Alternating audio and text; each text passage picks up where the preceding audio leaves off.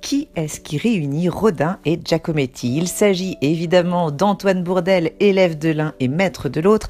C'est toute une histoire de la sculpture qui s'expose ici en son musée à Paris.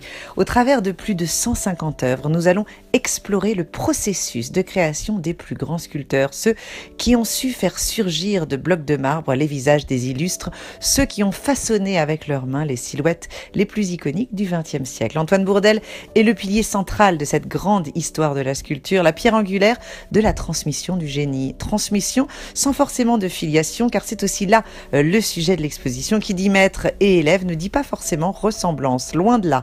Fidélité ou rejet, inspiration ou émancipation, transmission ou transgression, leur trajectoire ne se ressemble pas. Bourdelle aimait d'ailleurs rappeler: je ne suis pas un maître d'école, un professeur, mais un artiste qui travaille avec vous.